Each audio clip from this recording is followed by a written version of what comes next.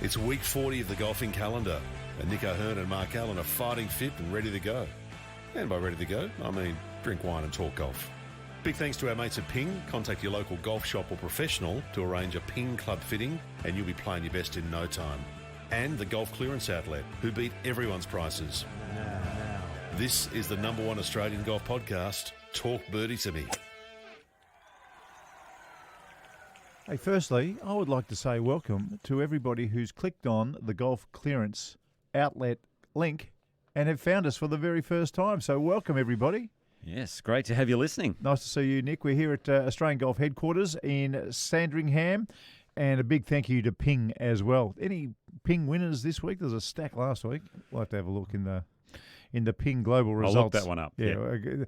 Hey, there are two players I want to talk to you about today, and I want to start with Ludwig, who's fast becoming my favourite player, Ludwig Aberg. You'll call him what are you going to go with? I'm going Aberg. You're going Aberg? Or Aberg, whatever it was he said. You can keep that one and stick it in your pocket. I'll go with Aberg forever. Okay. Anyway, he plays in Rome, and I really didn't lose a point. Didn't lose one. So not a bad start to your career in Ryder Cup.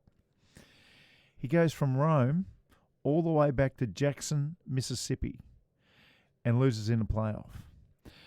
And the reason I want to talk about it is because even though he's got the PGA Tour U exemption for 2024, he still has to fire into the 125 to get into tournaments like the Players' Championship. Correct, yes. So, what he did last week was significant. But that huge trip, the celebration, the whole lot, I put to you that this bloke's a machine because from tee to green, he led strokes gained. How old is he? 22 or 23. Yeah. Well, he's young, so you can handle the travel and all the party and celebration when you're that age. When that's true. When you hit your 30s and 40s, good luck. You can sober up on the plane, I guess. you can do that. Let me just get these stats out. Yeah. He is a ball-striking machine, though. Oh, well, he's unbelievable. I mean, shot 18 under par. Where is this little thing that I've got here? So, in the FedEx Cup, he's now moved into the top 125. So, that in itself is pretty amazing because he's only had 3 events to do it or something, hasn't he? Oh, no, he's played quite a few this year. Well, he's moved into he's number 113 in the FedEx Cup after that second. He's had a lot of solid finishes already. That's right. Before this week, he was number 80 in the world. That second place finish has moved him to number 59 in the world. Okay, so now that has consequences because top 50 by the end of the year, that gets you Masters, it gets you... That's it right. gets you the Masters. I'm not sure about the other majors as yet. Yeah, so a tour win or another collection of good results that's going to move him in the top 50 mark will mean a spot in next year's Masters. His first career major start. So I'm backing him in. I mean, he's got a handful of tournaments to get it done. To me, he's the most exciting new player I've seen, and that's in front of Adam Scott. Adam Scott, to me, when he first turned pro, was so good. Just a real machine. Jason Day was exciting the way he came on board. He got those starts early, got enough money going, and away he went. Rory, when he came on the scene, was big news. Of course, there was Tiger back in 1997. No one will go past that and what he did. John Rahm got into the top 10 in the world faster than just about anybody else in his stage. And Sergio, let's throw Sergio in there as well because, you don't have a shootout with Tiger in that PGA when he was jumping out from behind trees. Remember that shot? Oh, yeah. One of the shots of the decade, that was. Yeah, but I'm putting Ludwig right there. Yeah. He is going to be a superstar of golf. I'd have to agree with you because, look, he's tall, he's strapping, he's strong, his golf swing doesn't look like it has any deficiencies at all. The only area I think he might need to improve a little is the putting, but when you hit the ball that well, generally, you have to have some area that you need to improve. And his performance, as you said, at the Ryder Cup, he certainly has the mental capabilities because to qualify for the Ryder Cup, he had to go out and win in Switzerland, which he did. So that was just very, very impressive. And I think he's probably the most exciting player since Rory, to be honest. I think when Rory came out, there was all the bells and whistles, and he was obviously won 4 majors very quickly. So do you know what the Europeans call him? Just on Rory? Go on. They call him the tall Rory. The tall Rory. The tall Rory. That's what they Okay. call him because he hits the ball. No one can believe it when they play with him. Right, okay. Nobody can believe the way this ball leaves the club face when you finally get to play with Aberg. Is there a short Rory? Or? Yeah, Rory, short Rory. Have you stood next to Rory? He's a short man. Yeah, he's not that tall. No, he's a short man. He's probably, I think he's 5'9", something like that. Yeah, I reckon he's 5'7". Oh, That's what I think. Okay. I reckon 5'9" is like a Collingwood 6-footer. I'll look it up while you guys keep Yeah, talking. please look it up for us, Okay. Dan. The other thing, you mentioned his swing. I can't see weakness. You can't see weakness. It interested me about a month ago, Jonathan Yarwood, who we both rate very, very highly. Yes. He had a look at his golf swing early days. And the one thing that Jonathan noticed was that he didn't his right hip on the backswing didn't go steep, because there's this. I think a modern way of teaching now is that your right leg straightens on the way back, which raises your right hip. Reverse for left-handers, everybody. The right leg straightens on the way back. The right hip goes up, and then there is a feeling of swinging downhill into the ball. And he did notice that. That was his one criticism. And now that I've told you, you won't be able to unsee it. and everybody here, you won't be able to unsee it. His hips do rotate, very level. Yes. He's got a level rotating hips. Yeah, that's exactly right. And interesting. After Jonathan said that, then I start watching everybody else. Rory, very much, the right hip goes straight up, and you can see him swinging downhill into the ball. Tiger, exactly the same. They go downhill into the ball. Maybe Tiger a little bit too much, I think, even the way he talks about his own swing. Okay. Anyway, but next time you have a look at Luddy, you won't be able to not look now. Yeah. And I'm pretty sure he's going to have a full schedule of events to try and get into the top 50, and I don't think he'll be able to stop this kid. Well, he almost won that golf tournament. He was in that 5-man playoff. It was the Sanderson's Championship. That's it. Sanderson's Farms, and they're a chicken company. That's where I got the big green egg from. I think I told you about that story, didn't I? No. I did. Well, tell me again, the green egg. Yeah. What is it? Which is the big Weber cooker type thing. Yeah. I think I told you that story. But everyone in the field used to get one, which was quite funny. But Ben Griffin, he had a chance to win this golf tournament, who's one of these tour pros, bit of a journeyman, I guess you could say. He's still young. Yeah. Bogeys 2 of the last 3 holes and lets 4 other players into the playoff. And Aberg, he almost took out his first title, but Luke List ended up draining about a 40-footer on the first playoff hole. Australian caddy, by the way. That's right. Ben Sayers. That's right. I think it was. Who sent us that? No, sorry, Ben Hayes. I think Someone his name was. sent us that, didn't they? Yes. Yeah. We had somebody sent Brad that. Owen, I think it was. Brad Owen, that's right. Yeah. Yeah, Brad Owen said, hey, shout out to Aussie Benny Hayes, who caddies for Luke List, his first PGA Tour win. Fantastic. So, yeah, Aussie caddies, they're just crushing it. They are dominating. Because Ludwig's partner at the Ryder Cup, Victor Hovland, Australian caddy. Shea. Absolutely. That's exactly right. Oh, you want Rory's height, by the way, guys? Yes, please. 5'8". Well, we split it. We split the middle. We split the middle. Now you talk about incredibly good-looking golf swings. Yeah. You sent me something, right? Maybe I sent it to the guy who almost made the playoff, Carl Yuan. Oh, my God. So he slam-dunked his second shot on 17. He was 3 back of Griffin at this stage at the Sandersons. Slam-dunked to get to 18 under. He ends up bogeying the final hole. But I sent you his chipping action, and I just there's something you cannot unsee. Do you know what? When you sent me that, I thought you were sending me some dude in the Pro-Am, and we were laughing at a guy in the Pro-Am.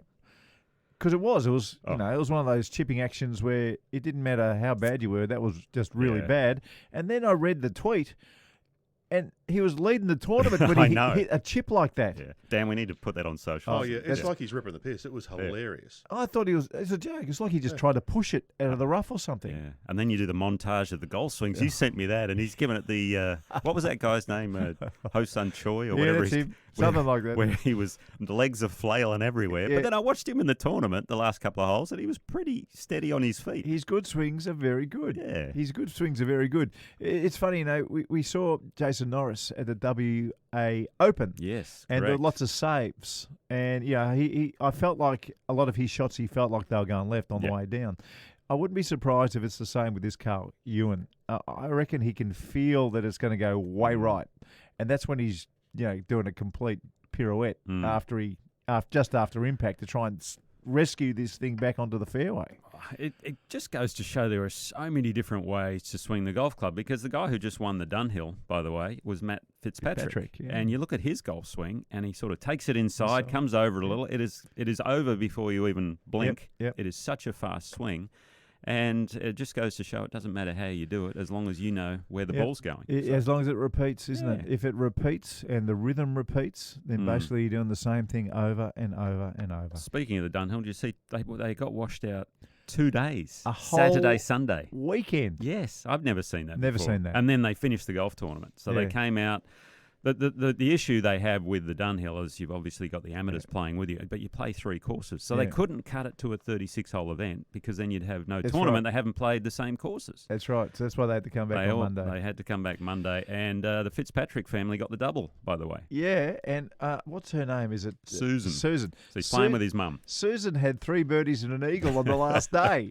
Well, net, obviously, net, of course, with the handicap involved, but still, to help your son, who's shot 66 in the last round, so he's played great. Well, I don't know who Alex, Matt's brother, was playing with. Might have been Dad. I don't know, but I picked the wrong parent, I guess. I'm not sure. Yeah, lots of Australians playing in that one as well. I guess we'll get to that a little bit later. We will. Talking about golf swings, there's one more I want to talk to you about. Okay. His name is Charlie Woods. Now, the internet blew up, of course, because Tiger was at Pebble Beach this week, and of course Tiger's golf design company redesigned the par 3 golf course. What do they call it? The Hay? Something like that. Something like that. Yeah, something like that. I've been to Pebble Beach a number of times and driven past. You drive past the par 3 course on the way to the range.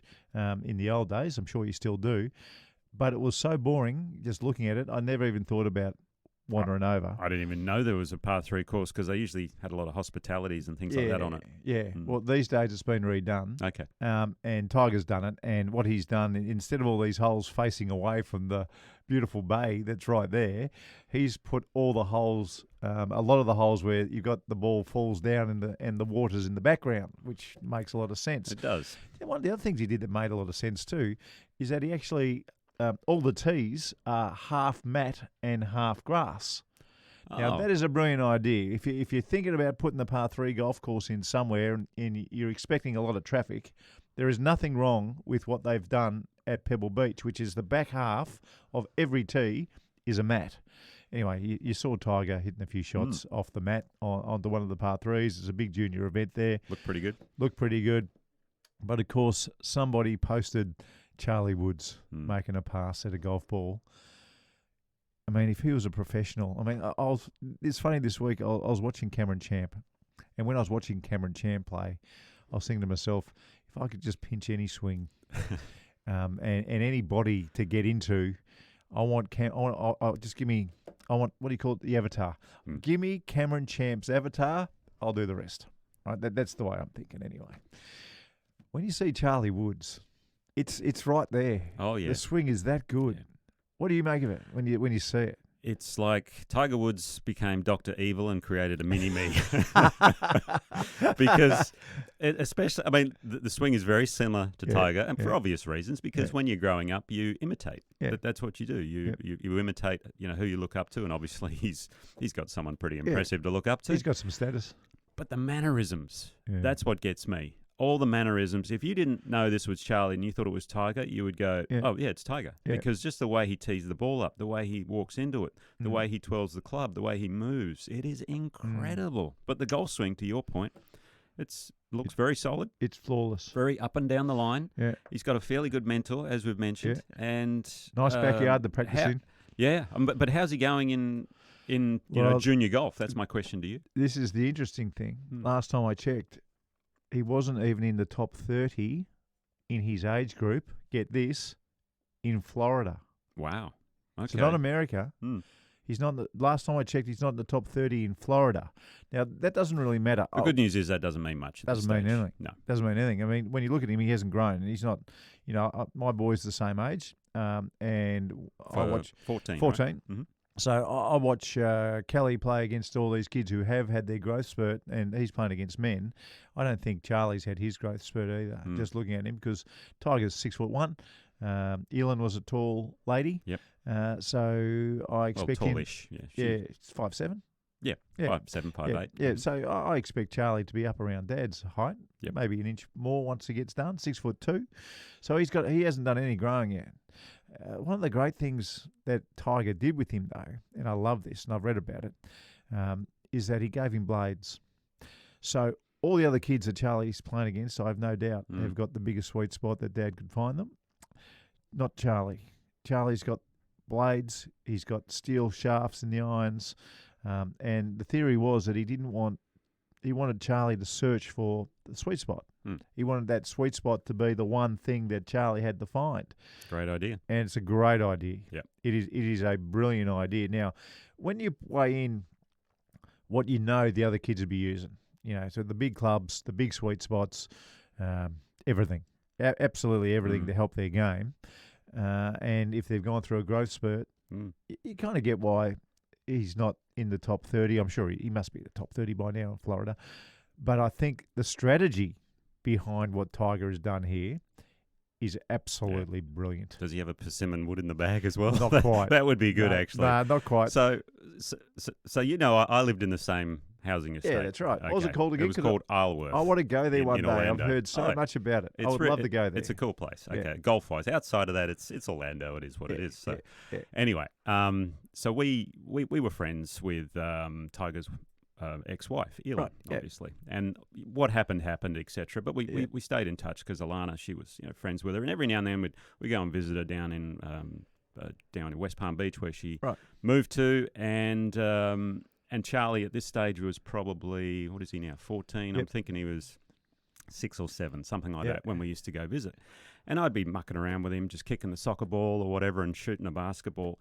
This guy's hand-eye coordination was just unbelievable. Yeah. I hadn't seen a kid with this much talent at such a young age. And the other thing was, he was trash-talking me. He was sledging. And now we know where he got that from, obviously.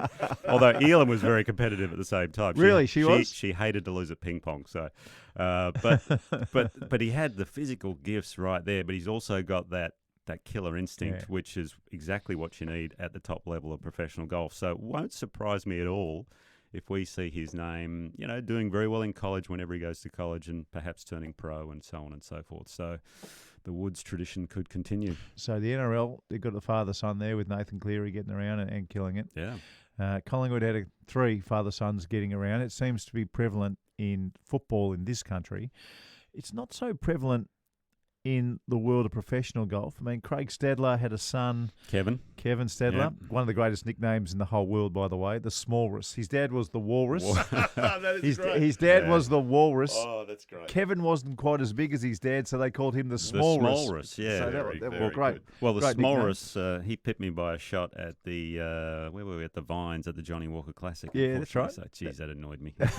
He eagled the last to me. Yeah. Jack Nicklaus had a couple of sons, Jack Jr. and Gary. They were pretty good players, but they have obviously a monster shadow. Greg's got Greg Jr. as well, as in the Shark. And Greg Jr. tried a little later, but didn't really have the pedigree. He wasn't interested in golf early days, is what I understand. Jay Haas, Bill Haas, very good. Very good. Father, son, Bob Tway, and what's his Kevin son's Tway? name? No, Kevin Tway. Kevin Tway, correct, yep. So there's a few, but not many. So it's more brothers now. We've got the Fitzpatrick brothers. We've got the that's right. Hoygaard twins. Hoygaards. Yeah, that's right. We've got the Minji Lee and Minwoo Lee. That's right. Brother, sister. There were twins who have just got through and got their card on the PGA Tour, topped in the 30. Really? Yeah, I read about it. And get this. They're the second twins to get their card at the same time. I bet you don't know who the first ones were. It happened a long time ago. Wouldn't have a clue. Curtis Strange and his twin brother. No. Yes. I read it. Really? I read it. Well, it must be before true. I came in here. I read it before I came in here. I had no idea Curtis Strange had a twin brother. Neither did I I. had no idea they got their card at the same time. Wow. Anyway, I'll get the article out after 9 holes and I'll give you those names. Okay. But so the brothers are going quite well. Mm-hmm. But you know what? If I'm Charlie Woods and I'm already a superstar and people are talking about him on podcasts and TV, and he said, I think he'll be pretty much used to it, won't he?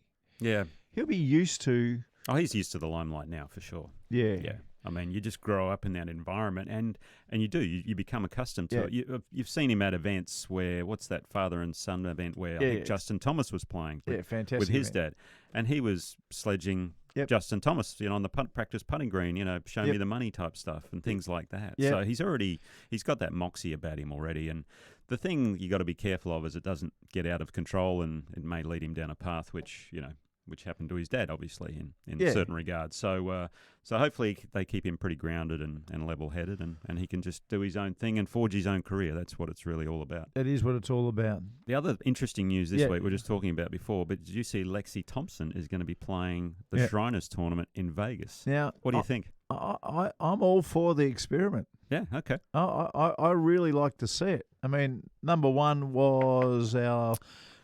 who played in the Colonial. Well, I had a bit of a look as to see who... Sorensen, Annika.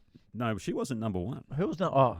We're going back in the day here. Okay, so the only woman to ever make a cut on the PGA Tour, who do you think? Babe Zaharias? Babe Zaharias. There we go. Yeah. Right. She made 3 in the end, way back in the 40s. She made 3? She made 3 cuts. What it was star. impressive. There was also Susie Whaley, someone's... who else? Spork, I think her name was. Yeah. And then we had Annika Sorensen. Obviously, there was a big gap between them.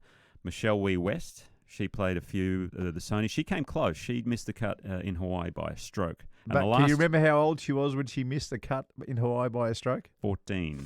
Charlie Woods' age. That's exactly right. She missed it by and that would have been, well, it still is, to me, a 14-year-old woman missing a PGA Tour cut this century. Was it this century? Yeah, it was. It would have to be. It's in my top 2 most amazing things I've ever seen. Yeah, in the world of golf. The last one was Brittany Lincecum about 5 years ago. She played, but so it's been a while since they've had a female play in a PGA Tour event. Around this golf course, TPC Summerlin, which is in Vegas, length will not be an issue for her because I've played there. Length wasn't an issue for me, and Lexi probably hits it further than me. Yeah, okay. It's just the expectation, the outside pressure of playing with the man, and how will the chipping hold up, for instance, whether she gets the Lexis or not. Yeah. So, just thinking selfishly here, right? Okay. I don't want to be paired with Lexi. No, it'd be tough. That would be tough because you don't want to beat her. You true. don't. No, that's true. You don't. So that's always interesting for me as well because I think, I know when Annika played, they had to go and find a couple pros who are happy to play with her. I know one of them was Dean Wilson. Correct. And they just did a documentary recently on him and how he sort of made her feel welcome and everything. I've only ever played in one event where a female's been playing when Laura Davies came down here to Australia and she played the ANZ Championship. Yeah. And I was thinking the exact same thing, Mark. I thought, I better play well. But in the end, she didn't play very well, so it didn't matter. Yeah, but look, I love the experiment. I think it's great. Especially like someone world class like Annika, somebody like Lexi, who hits the ball a million miles. I wasn't rapt about Michelle Wee when she was 14 being thrust into a field like that, but it somehow worked out. It did. It could have gone the other way. It could have gone pear-shaped. There's been a few that have gone pear-shaped. Yeah, and there will be critics this week about saying, well, shouldn't first alternate get a shot, get this spot, etc., etc. No, I mean, the sponsors have, generally it's around 10 invites that they're able to give to help promote the tournament, and this is a great way to do it. So if you're first alternate, I'm sorry, but at the end of the day, you got to just play better. Yeah, unfortunately, that is the go. Especially tournaments at this type of year. Oh, one of the reasons. Well, in the results, there's going to be a couple of beauties for you. Yeah, once the NFL starts over there, these tournaments get nothing in the press, absolutely nothing. So to help the sponsor pay and get its due, I agree. It's not the worst thing I've ever seen, but like I said, I like having a look at the experiment. Just to say, I think everyone is curious about it. And, if you're brave enough, if Lexi, you're brave enough to get in there and put your head on the chopping block, then good luck to you. Indeed. You feel like a party pie? Well, I might go for the wrap today. Are you going to go? You're very, very healthy. Party pies. I had sausage rolls for dinner last night.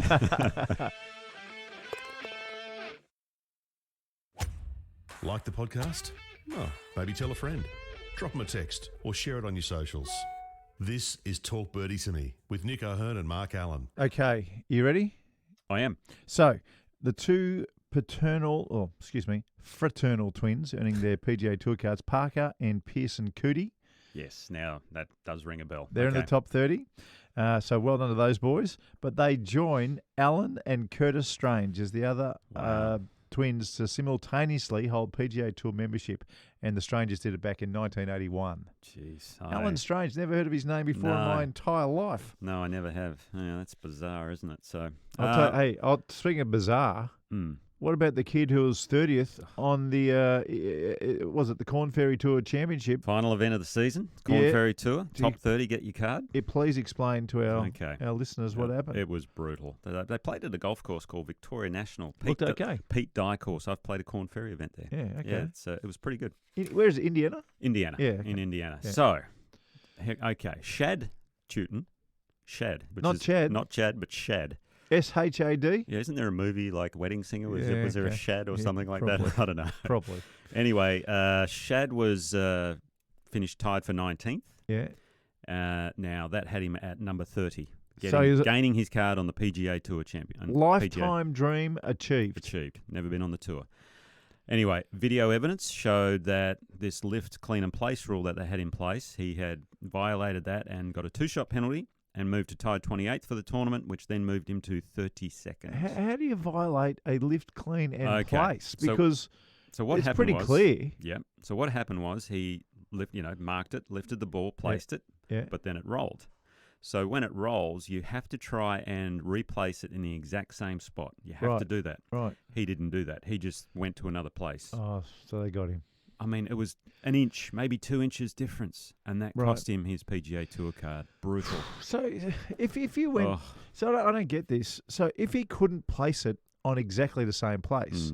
Then you go to the nearest place. Surely then you just go, okay, I'm just going to put it there, next to it. So what did he do? You have to attempt to do that first, and then you can place it somewhere else. He just didn't attempt to put it in the same spot first. Oh, he just sent bang. And he just went to somewhere else. And they knew it was somewhere else. Yeah, it was straight away. But that just goes to show the rules of golf are so stupid sometimes. It's a real technicality, isn't it? Oh. Yeah. So, I mean, the guy who finished 30th was Rafael Campos. There's a thing on social media about him, getting the last card, and he is so emotional. And he felt for the guys behind him, but, geez, I feel for Shad. Because every time there's a lift, clean and place sort of competition in Australia, if you ever get to play, it's usually you get a handstand.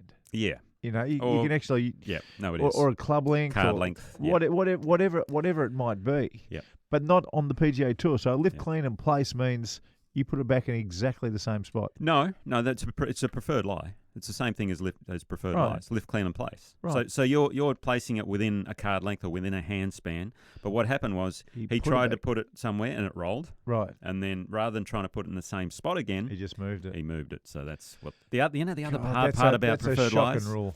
The worst thing about lift, clean and place rules is if you have it one day and then the next day they go back to normal. Yeah. I tell you what, it's so easy to mark your ball and pick it up straight away because you're used to picking it up and cleaning it again. Yeah, it is. I think I've done that somewhere. I can't remember. Yeah, it's amazing in America how often preferred lies are played at the top level, isn't it? I mean, it really is. I don't reckon I've ever played it in a tournament in Australia. Well, it's never just different turf over there, and plus they play through the summer, which a lot of rain, thunderstorms, and it is what it is over there. It's just part of the tour. So. All right, let's get to the Ping Global results, and this is your time to shine. Well, we'll see about that. So we spoke about the PGA Tour, the Sanderson's Championship. Luke List winning a 5-man playoff. Amongst the Aussies, Harrison Endicott, he led after day one, and he needs to get a move on to get into that top 125. Yep. Unfortunately, he didn't keep the move on going. He finished tied for 28th. Where is he? 129. So he's not far off. He's not far. He's still got a couple of few tournaments left to do it. It's his rookie year this year, isn't it? It is. It's actually a very good season. Yep. And getting... it's not like you can tee it up in all the good tournaments.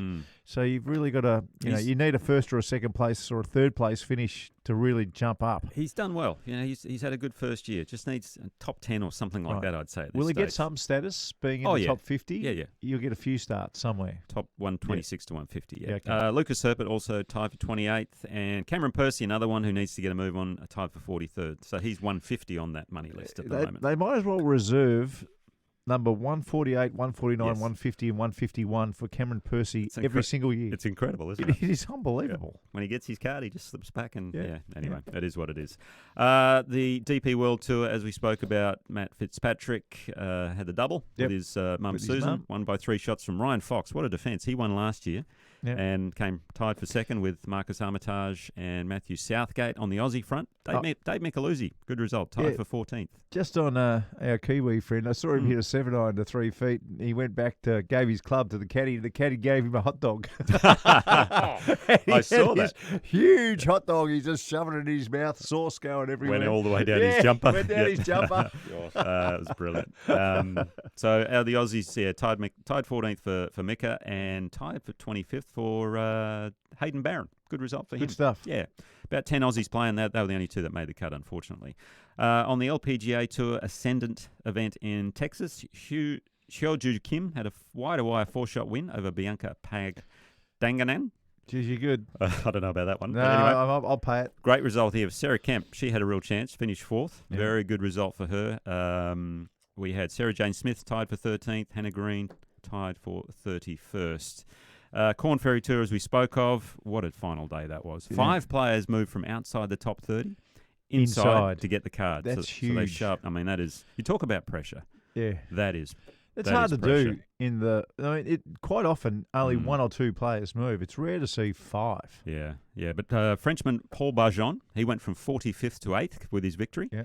So he was one of those guys, and he had a 3-shot win from Fabian Gomez from Argentina. 4 Aussies playing, trying for their card. They needed the win. Best of them for this tournament was Dimi Papadatos, tied for 14th, but he finished 65 on the money list. Curtis Luck was tied for 20th. He ended up 47th on the money list. Now, these 2 guys, Rain Gibson and Brad Druitt, they were inside the top 30 the whole season except for these finals, and they ended up slipping out to 40th and 43rd. So Okay. tough. What about Dimmy and Luck? Will they get status? They have status next year on year. the Corn Yeah. Ferry Tour. Yeah. Okay. On the Epsom Tour, it's official. Yep. Gabby Ruffles. She Well got done. her LPGA Tour card. She finished tied for 14th along with Cassie Porter in their Tour Championship. Mate, we're going to have a whole team Yeah. playing on the LPGA Tour She next had- year. Gabby had 3 wins from 13 events. That's incredible. Yeah. Everyone else on that tour played about 20-something events, and she dominated. Yeah. The one rough one, unfortunately, was Queenslander Robin Choi. She made every cut this season, 21 out of 21 cuts, Right. and finished 12th. And the top 10 Oh, no. get the card. Yeah, she just was in didn't there have for a one. while, Yeah. but then slipped out. It was a tough one. Now, going back to last year, she's made 26 cuts in a row. That's impressive. She made 26 cuts in a row. In and a she row. just finished Yes. outside the Oh, top 10. it's insane. Poor thing. On the Ladies European Tour, they had the Aramco Team Series in Hong Kong. Steph Kuriako, good result for her. She finished tied for 4th. She's playing a lot of good golf. Kirsten Rudgley tied for 11th. Ji Lin won a playoff over Jin Young Ko, so that was a bit of fun. And Team Napoliova, because they Who have are a they? team event going as well. Okay. Team event going in this Aramco What, Team live Series. style? Sort of, yeah, sort of. I think they have some amateurs in there as well, but they won by 1 shot from, you'll like this, Team Van Dam. Yes. Hey. What's her first name? Anne Van Dam. And Van Dam. Anne Van Dam. Yeah. In the Asian Tour, David Puig had a wide-to-wide 5-shot win. He led by 9 going into the final round. That's impressive. Yeah. How do you say his name again? David Puig. No, don't call him Pig. Puig. Yeah, I know. Puig. I said Puig. Yeah, it's good. Okay. What do you reckon his nickname would be? He went to live straight out of college. What would his nickname be? This little piggy. I don't know. Yeah, well, Anyway. if you got an idea for his nickname, Yeah. send them through to our socials. We'll So work it out. Here's a secret to winning golf tournaments, by Yeah. the way. Out of Porky. Porky. Okay. Ah, yeah, nice. good. Porky. like it. Porky Puig. Okay. Oh dear. Here's a secret to winning golf tournaments. Yeah, go on. Out of the 4 days, Yeah. he had the low round 3 out of the 4 days. Oh, unbelievable. I think that'll do it for you, right? So, Have to be a record. Yeah, it could be. It That would could have to be a record. Australia's Jack Thompson tied 14th. Travis Smythe tied for 23rd. Couple of nice solid ones there. Champions Tour, the Constellation Furyk and Friends Ooh. at a golf course called Timuquana. I love this course in Jacksonville Okay. in Florida. In Florida? Someone got on the mower or the had a motorbike out there and decided to Oh. rev up the greens and dig Right. it up the day before the tournament. Don't you That's hate all that? right. The Yeah, greenkeepers? that's all right. Oh, They're it's rippers. shocking. They're Anyway, Brett Nice. Quigley won by 1 from New Zealander Steve Alker. Best of the Aussies was Rod Pampling tied for 10th. Now, locally, we had the WA Open, which we were commentating Yes. on Fox Sports and KO. And we saw Harrison Crowe in his first event How was that? Had a hole-in-one in his first 9 holes as a professional. Yeah, Isn't amazing. that incredible? That's got to be a record. No, that is a record. It was the 17th, but he's teed off 10. Yeah, exactly. That's a record. But Simon Hawkes, you've got to... What do you think about Simon? Well, he's got a look in his eye. Yeah, yes, he does. He's a little streaky. And yeah, he does. And listening to him talk afterwards, that kind of matched up with the look in his eye. There's a fair bit going on in there, isn't there? But, you shoot 67 in the first 3 rounds and have a 4-shot lead. We mentioned this on the broadcast, but how often? It comes back. Every single time, it seems, in this country, it goes back to 1 shot the diff or square with whoever's chasing. And Jason Norris was chasing this time, didn't quite hang on. Connor McKinney had that eagle putt on the last. Yeah, that would have. But in the end, Hawks had the 2-shot win over Norris and McKinney. But a fantastic event there at Joondalup. And they tried the experiment at this tournament as well. They had a handful of girls playing, amateurs, I believe, and they were playing off the same tees. Yes. So none of them made the cut, but it doesn't matter. Yep. When you had to look at the way they actually played quite well. Yep. They played very, very well. So that would have been a wonderful experience for those girls, and well done to the people over there in WA for making that happen. That's good stuff. It certainly was. At the same time, they also had the All Abilities Championship going on there as well, and Lachlan Wood was able to finally overrun Cameron Pollard because Pollard was going for the trifecta, I think, of wins at the WA Open. I was getting sick of Camo. He's winning way too much. So Lachlan Wood got him by a couple of shots. So well, congratulations. Lachlan, that is our Ping Global results. Beautiful. We've just heard the phone go off. That means we've got a voicemail. Righto. You have 1 new voicemail. New message. Hi, guys. Loving the show. It's David Craig here from Brisbane in Queensland.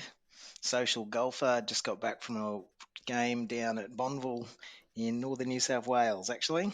I was wondering if you might want to do a top 5 on shots where you wish you could give someone a redo. For example, Tom Watson and his approach shot to the final green at the 2009 Open. Could you also throw in a redo that you'd each give yourself, perhaps, from your own careers? Happy golfing. Thanks, guys. Good on you, David. And Bonville, what a beautiful place to walk around. Isn't that a singer? Or is it? No, that's Craig David. I reckon we do the. I want to hear the shots that you'd take back today, and I'll Too many find mentioned. one. Yeah, I'll find one as well. But I love the idea of redos that we could get, famous redos, famous. Don't give any away. Just on the Tom Watson one, I've heard Tom Watson speak about that 8-iron that he hit into the 72nd at Turnberry.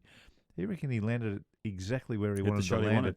Exactly the place. It just had a hard bounce. Yep. The only hard bounce like that for the whole day. And he ends up, what was the age, 59 or 60? 59.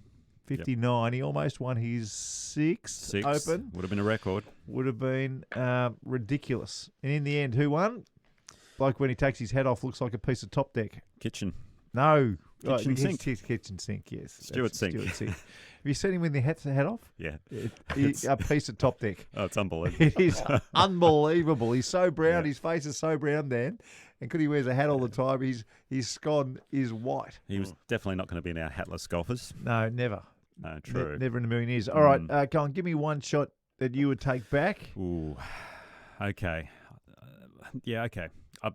The Australian Open, it's always meant so much to me, the Australian Open. I've always wanted to win it. Runner-up 3 times, unfortunately. But my best chance was 2007 at the Australian Golf Club. Yeah.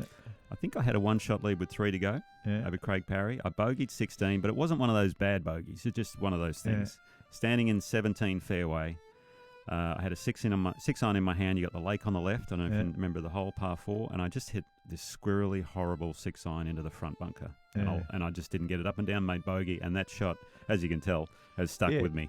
And I ended up losing by 1. I lipped out on the last for eagle because I almost made eagle there. But, Paz got me. Can you see a tear there? It looks like he's welling up a little bit. He does look very upset about it. Have we got any background music? Yes, maybe we need it. Very emotional. A little violin in the background. Oh, that was a tough one. How about yourself, Mark? We'll keep the violin playing.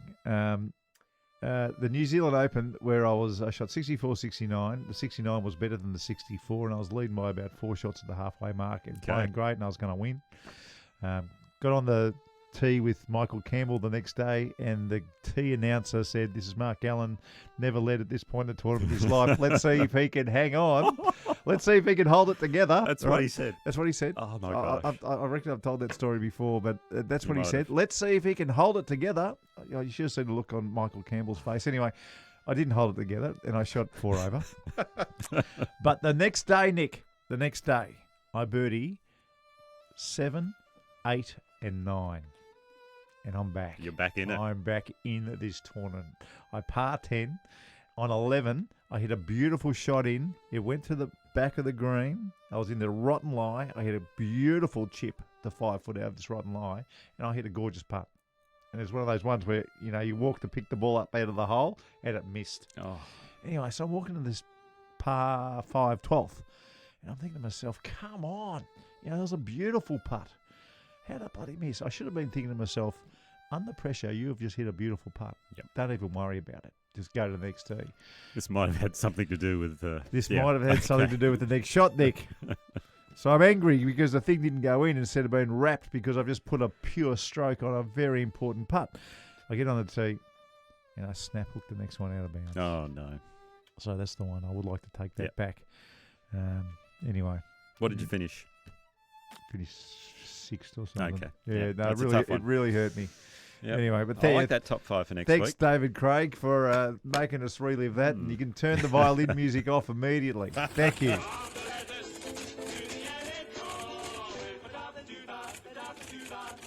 Now, we've got plenty of feedback here, guys, Righto. that we should run through. First of all, some feedback on your masterclass, Mark, okay. from last week, where you were talking about not stopping the swing at the point of impact. Yes. Gadamaz. Marko gives the best tips of all time. What a legend. Good on you, Gedamez. Friend of yours? Yeah. Yep. Just don't use them every single week, Gedamez, like I used to. Coach Miff is short and sweet. He said, great tip, Marko. Pleasure. Not short and sweet, but good Yeah, to hear it. Okay, it's nice. Jerry Turner has said, this is why I've got to stretch well before playing. I fractured my back in 98, and unless I'm fully stretched, and sometimes not even then, my head will start to follow my shoulder and start lifting, resulting in a whole variety of bad shots. Keeping the head down-ish while the shoulder goes up and back isn't easy for older people and people with bad backs. Yeah, that makes sense. Yeah, Go to your local PGA professional, though, and they'll find a solution. It might be perfect, but they'll find something for you. Green Distant Star. Excellent advice, Marko. Very similar to what I was taught years ago. Oh, beauty. So very popular on that Yeah, one. it was amazing how many players in Europe use that. I saw so many of them working on it. Yep. When I got a chance to play a few European events. And a comment on your masterclass, Nick, from a couple of weeks ago when you were doing the chipping masterclass after Lexi's shot in the Solheim. Anyone who watched Nick during his heyday knows what a short game wizard he was and still is. Yeah, freak. Very In fact, kind. A freak. Well, you have to have a good short game when you hit it like I do. No. Yeah, what I loved about your game, just while I'm on it, because everyone talks about your short game, but your balance in your long game, I loved it. Yeah, because I used to watch you from afar. We never actually played together. No, we didn't. We never played together in a tournament here in Australia, and we played in a lot of tournaments that, at the same time, but we never. But I used to always watch you on TV, and I'm trying to work out what's going on with this guy. He's just a human ATM. But what I liked was that your balance was the same as Rory. Rory hits these shots, and his balance is the same every single time. And I reckon the way you balanced yourself after every shot, no matter whether it was a wedge or a driver, was underrated. Anyway, Well, that's just balance is so important. It's and so important. Look, when you don't swing it at 120 mile an hour, it's much easier to balance. Yeah, it is. But you did it the same every Thank single time. Marcus has written in. Marcus has got a suggestion and a question. So, first of all, the suggestion. Hey, guys, in addition to your Ping global results, I'd like to highlight Nadine Gold, who made the quarterfinals of the US Women's Senior Amateur. She's also had a number of great results earlier this year. Check out her WAGR for her runner results. She's also currently the highest-ranked senior woman on the WAGR. Wow. Now, I remember reading about Nadine going over, but I didn't realise that she made it to where? The final 16? Brilliant effort. Impressive. Amazing. Marcus' question, though, is this. Hey, guys, how can clubs help people play their rounds of golf in faster time? The average round of golf now for a past Stableford Comp Day at my course is now 4.5 hours. Too long. And stroke rounds are taking 5 hours. Two things. If every second tee time is 7 or 8 minutes, which a lot of clubs do, 7 minutes, 8 minutes, 7 minutes, 8 minutes, could adds up to 15, of course, and it gives you a round number. Just extend that somehow. Just 8 and 9 minutes will help. The other one, and people hate this, they hate it. Gimmies. If you're in a stroke, no gimmies. If you're in a tournament, no gimmies. But if it's par or Stableford and it's unmissable, I don't see the harm in gimmies. If it's unmissable. No, I don't mind that at all. Yeah, okay, good. fair call. The other thing you could do is if you go over 4 hours 30, it's 2-shot penalty. Yeah, there you go. Now you're right. Would have been a tough day. We'll talk about top fives a second ago. Yeah. You did last week top 5 players who don't wear hats. Yes. Correct. And Daniel wrote in and said, hang on. He actually wrote that. Hang on. Did he? Top 5 no hats, and Nick Faldo doesn't get a mention. Yeah. So, Nick, did you ever wear a cap anywhere, ever? And he tagged Nick in it. Yeah. Now, you replied, Nick, to this. I did. This is on Twitter, saying, what was I thinking? I might have to bump Marko off the list. What, And- for Faldo? Yeah. Well, Bloody there you hell. go. All right. Now, Daniel also wrote back and said, I got a like from Nick Faldo, so he saw it, but I'm upset that he didn't reply. But his wife replied. His wife replied. Lady Faldo replied. Really? Yeah. His hatless head was always about his great hair, days before we all knew about SPF and sun damage. Yeah, well, Wow. he did have great hair. I'll give him that. Yep. Had a bit of a, bit of a swoop thing happening.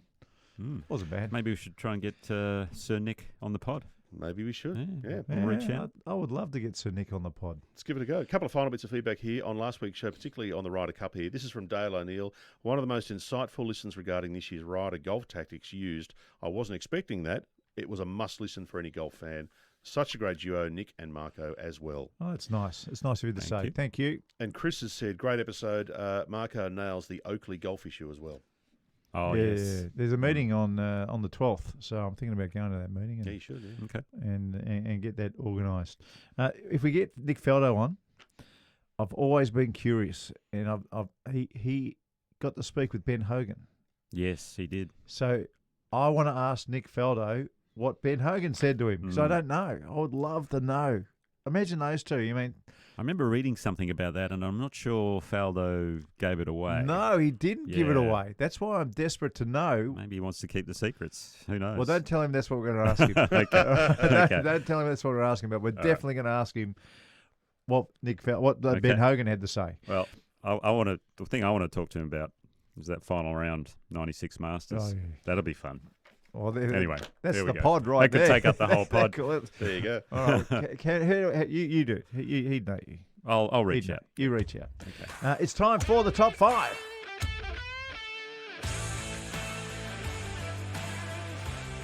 Now, this one's inspired by the WA Open.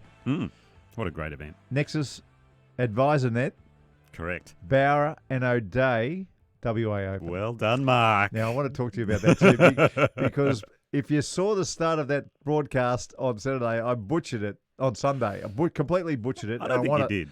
And I want to say it was your fault, O'Hearn, because you got in my head about 2 minutes before we were going on. So don't do that to me this week at the I WA won't. PGA, for I goodness won't. sake. Well, I'm very frail mentally. Guess so what? just stop it. The intro this week is a lot longer than last week. Well, we're going to record it. Lenny, we're recording this week, so it's Yes. not butchered. Anyway, the top 5 this week. I love the 4th hole at Dunhill. Yeah, it was a cracker. It's a fun hole. It's one of the most fun holes you've ever seen. You know, you got to draw it around the corner. The second shot goes straight uphill, and you've got to hit to a green that's on a cliff. It's great fun. So my top 5 this week is the top 5 non-short par 4 fun holes in Australia. It's very, There's a- it's very detailed there. It's a niche. There's very much a niche. Okay. At number 5, the 18th of Coolum. Now, I've got to put a little kind of Yeah. in brackets. When you're not playing to win. I was going to say, I've played that hole in a playoff 4 times. It would be scary. It would be scary if there was pressure on. But if there's no pressure on, Yeah. it's fantastic fun. You know, we don't see that sort of green with the stone face in Australia very often. Yeah. The other fun hole there is the 11th, par 3. That's right. That's right. The left-handers hole Yeah, there. that could have qualified too, because it's not a short par 4. No. But I can't give 2 to Coolum. True. Number 4, the first at Cape Wickham. If you've never been down to King Island, the putting green is right next to the first tee, and in fact, the first tee is the putting green. They don't change. They don't change the mowing height. Wow! And you hit across this amazing big, I don't know what do you call it, the big gully. Okay. Better word than gully. And of course, it's just amazing. It's great fun. I'm going to have to go and have a look. It is great fun. Number 3, the second at Royal Adelaide, and it's all about the train. Oh yes, I just love the train going past. I don't know, because I used to like trains as a kid. But when you actually hit off, and a choo-choo train goes right next to you, yeah, I like it. That's like at Wentworth have the same thing on the ninth hole. This thing used to fly by, and you just hope you weren't hitting a shot or putting at the time. Yeah, that's it. Anyway, I like it. Number 2. This is one of the great holes in Australia, or fun holes. It sometimes can be unfair if the wind's in the wrong direction, but it is fun. The 5th at New South Wales. It's a par 5, and you've got to hit. I don't know. It's not a ravine, but downwind, it's a driver wedge. Yep. Into the wind, it's driver, and then maybe some long iron. I don't know. That's it. If you don't know what we're talking about, just Google the 5th hole at New South Wales Golf Club. It is a great, fun hole to play. Yep. And at number 1, the 4th at Joondalup. I like it. Got it in there. So it's just, amazing to build 9 holes around a quarry. But to put a hole like that in, it is great fun. So well done to all those people who have organised. Okay, it's time for the masterclass.